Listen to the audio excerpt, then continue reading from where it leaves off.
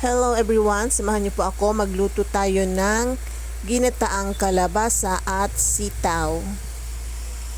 Madali lang po itong lutuin mga ka-grandma. Samahan niyo po ako, magluluto tayo ng ginataang kalabasa at sitaw na may malunggay. At ang sahog po niya ay tinapa. Ito po yung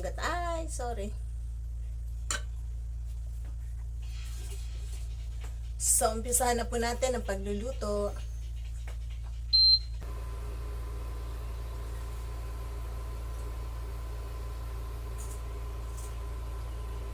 Ang luya. Unahin natin ang luya.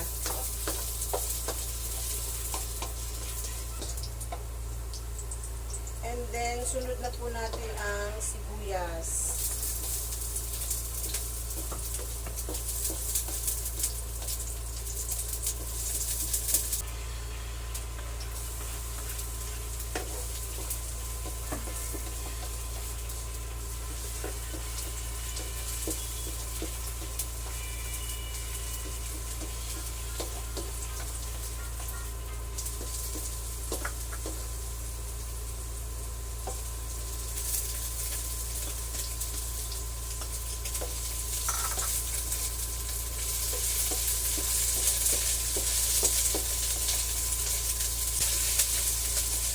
Sabay na po natin yung mga gulay.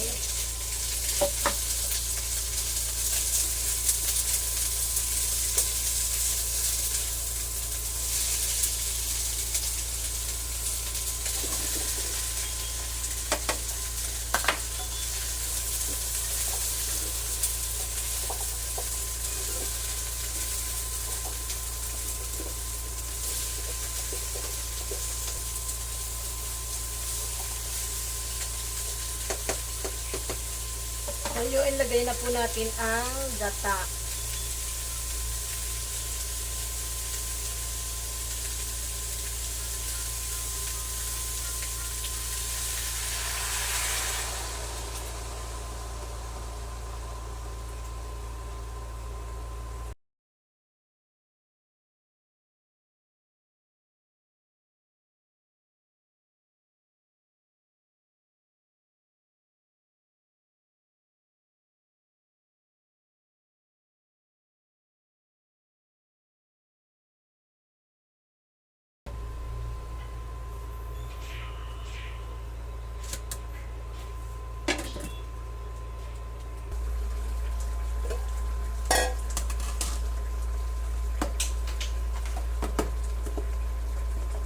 So, this time po maglagay na tayo ng asin.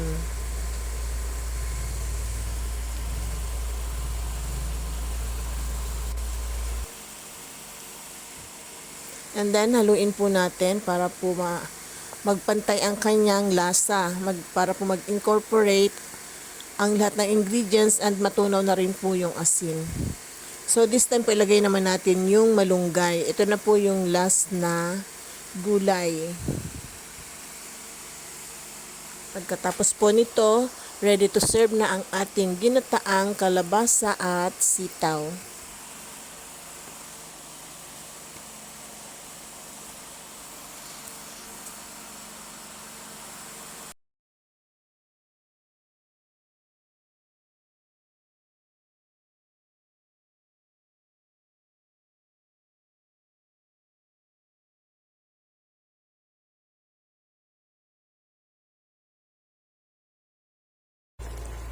So, ayan mga ka-grandma, ready to serve na po ang ating ginataang kalabasa at sitaw. Nakakatakam, di ba? So, ito na po yung ating ginataang kalabasa at sitaw. Sana po nagustuhan nyo ang video na to. At kung nagustuhan nyo po, huwag kalimutang mag-like, share, comment, and follow. See you again on my next video. Bye!